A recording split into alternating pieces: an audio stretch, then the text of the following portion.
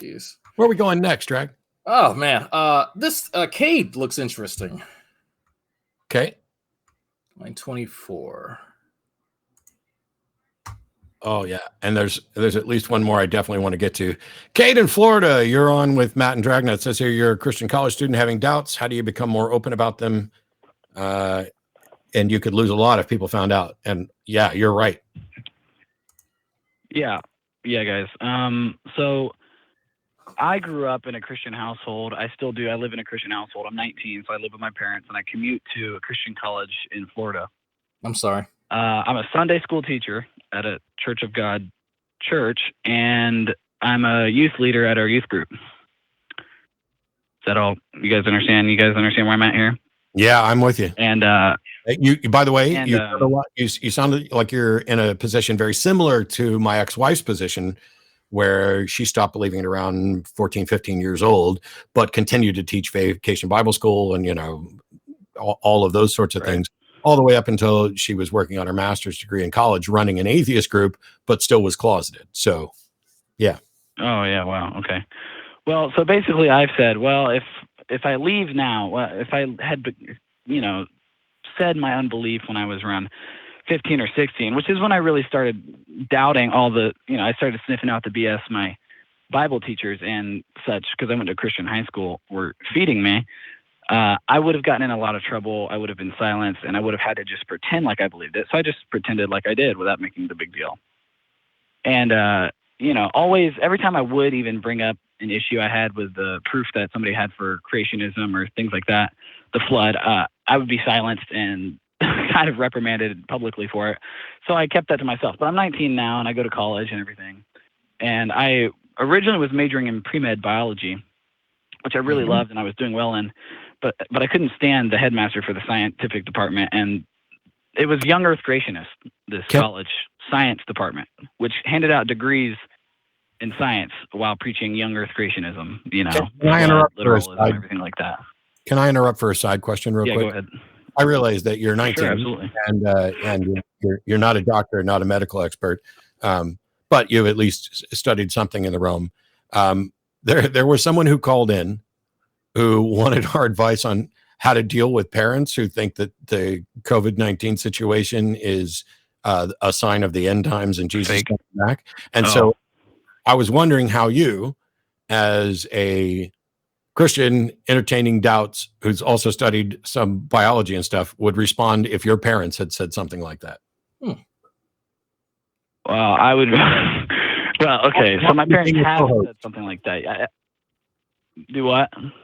I said, welcome to being a co-host. You weren't expecting that. I want you to answer somebody else's question. No. Yeah, thanks. I think I'm one of the kind of more rational guests you guys have had today. My parents have said, and people that I've been with recently in my church, because I'm still involved. Nobody knows. I hope nobody's listening.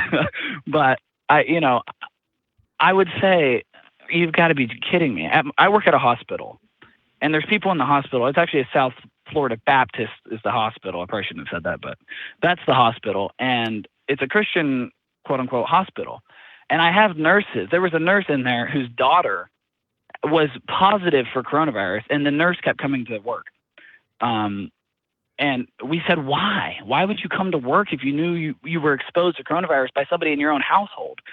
And she said, Jesus has got it under control. God's not going to let it spread through my hospital staff because I've prayed for you guys. And I said, let's get real here. It needs to be fired. I'm sorry. Go ahead, man. She needs to be fired immediately. Oh, I think that's happening. I think it's happening. I don't know though. But I said, let's get real here. Years ago, I began thinking pretty much every day from a secular worldview. I think it's more healthy. I think it's better. And I think it's just more rational. I watched these things in high school growing up. I don't know. I know you guys have probably seen it. The Ken Ham versus Bill Nye debate. As much of a debate it really wasn't. It was more of a schooling. We watched that, and we had to write an essay about how Ken Ham was right, and we had to point out the logical fallacies in Bill Nye's thing. And so I faked it. You know what I mean? And I had to be the most difficult assignment I could imagine. That could be fun. It was horrible. I couldn't do it, but I was able to push through, and I put the pen to paper basically and pretended to agree with Right. the god-awful Ken Ham. So anyways, like I was trying to get to, I continue, I'm not saying you interrupted me, but I continue through my life pretending, and I'm teaching Sunday school, right? And we get through the curriculum and Genesis comes up, and I just said, nope, not teaching it. Couldn't do it. I'm not going to teach lies to my 10-year-olds that I truly love them. They're awesome. I'm not going to lie to them. You know what I mean? I couldn't bring myself to do that. Yeah.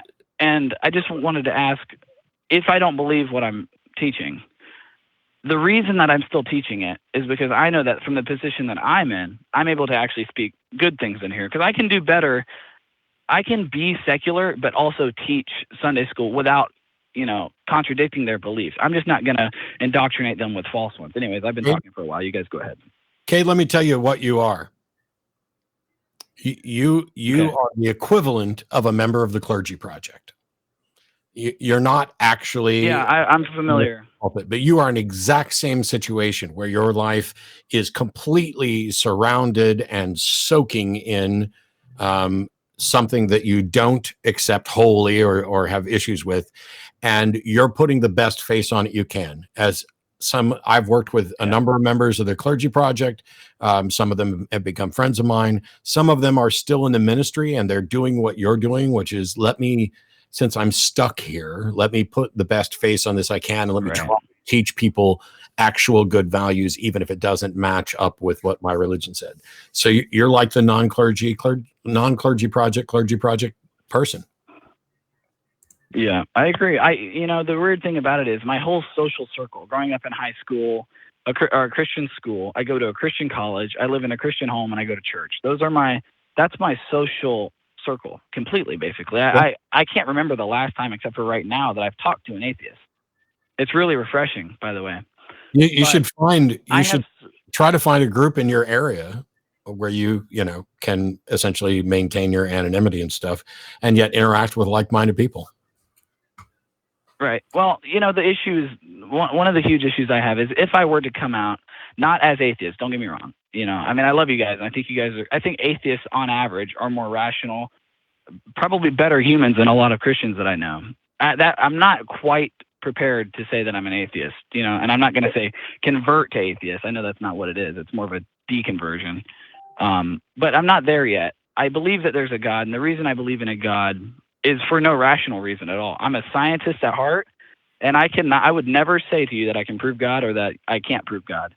I just believe in God because there is something instead of nothing, and I know that's a really bad argument, but I'm not making a logical or rational reason for my argument. I know it's irrational, but I choose to keep it. And whether or not in a few months I keep that argument, I don't know. You're in very good company, Cade, and I'll tell you. And while I would be happy someday to sit down with you and have. If I'm ever in Austin, I'll hit you up. Definitely, but have a discussion and have you say, "Yep, I don't believe this stuff" or whatever, or you're more comfortable with the A label, but you're not alone. And also because I'm worried that somebody from my church is listening. Yeah, I actually was chatting with Vern about the possibility of setting up a way to pitch shift, flange, modify voices for people who had those concerns. But the thing is, like the Clergy Project, yeah, you're not alone, even remotely. I have very close friends and family members who are not atheists, who agree with me on a vast number of things, who are largely skeptics, and they're acknowledging that their belief is for a bad reason. And one of Martin Gardner is considered kind of one of the fathers of modern skepticism. And he believed in God and acknowledged that he was not applying skepticism to the question properly. And so that made him both a really good skeptic and a really crappy skeptic at the same time, because it's like someone who knows and understands and is advocating for skepticism and critical thinking and good standards of evidence, and then willingly suspends that for this particular topic because it feels good. And the good part of him acknowledges, I'm doing this because it feels good to me. I'm not trying to convince anybody else. I have no arguments. I have no evidence. I understand it's not compatible with my skepticism. On the other hand, it makes him somewhat of a not good skeptic, because He's unwilling to apply skepticism universally while stating that it should be. This is where we get to the thing that we are all flawed humans, and we are not always able to understand why we think or do the things that we think or do.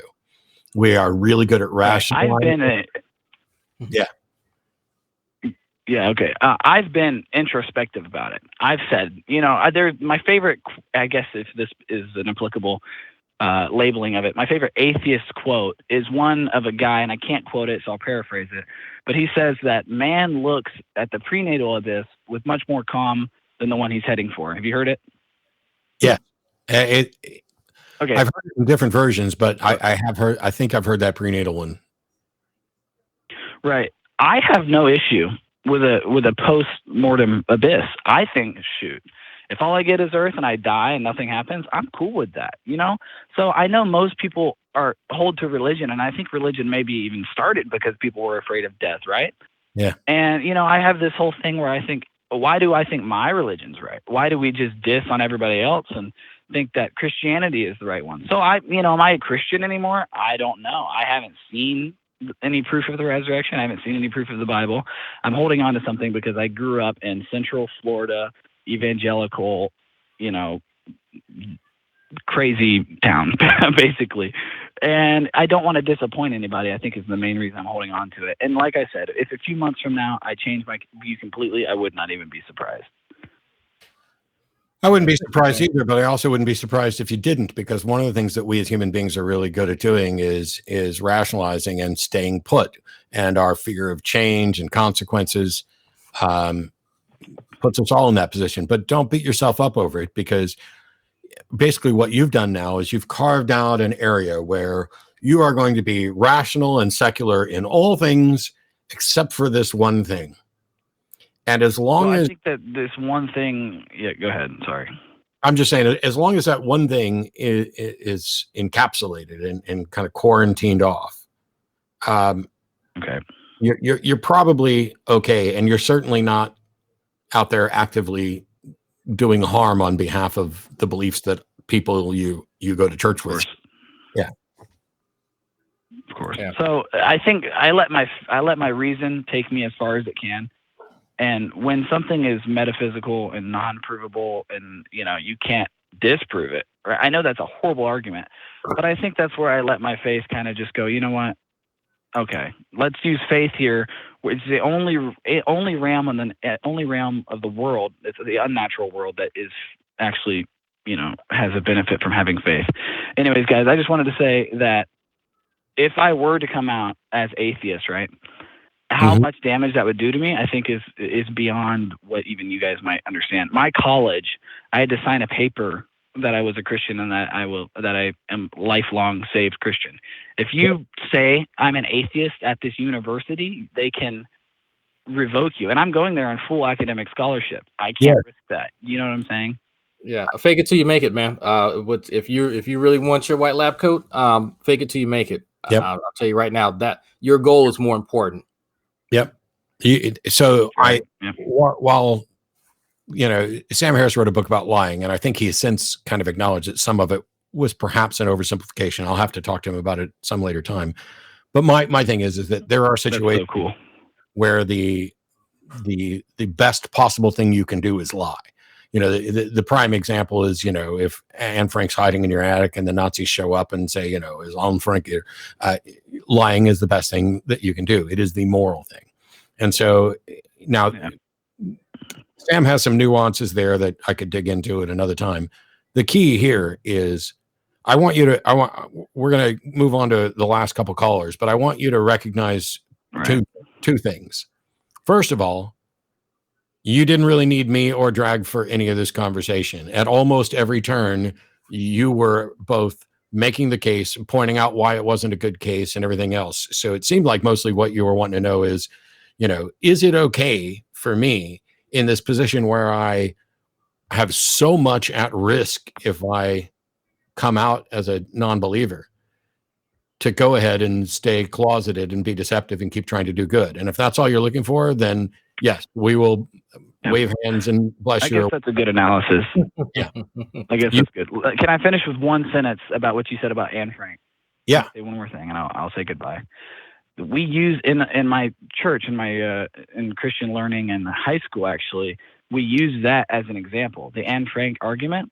So Right. if Anne Frank was hiding in your ceiling, would you tell the Nazis that she was there?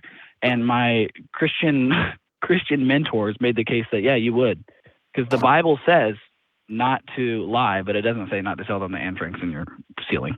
Yes. And that is one of the reasons I'm against pretty much everything that our church has taught. It's insane. So Yeah, it's the thing is that there is within the model a way to argue for that, which is everything happens according to God's plan. God has told me not to lie. And so if I tell the truth, God is going to take care of the situation in the way that he wants to, and everything's going to happen according to God's plan. It's not up to me to decide to violate God's law about lying based on my own limited understanding. And until such time as you have a good demonstration that there is a God being that's going to step in and govern this and do the right thing, that's a bunch of crap, and you should lie your happy little ass off. Yeah, thanks, guys. I know there's a lot of callers waiting. I won't make them wait anymore. All right, Yep. See you guys. You guys are smart and awesome. Thanks, Cade. Take care of yourself. That was nice.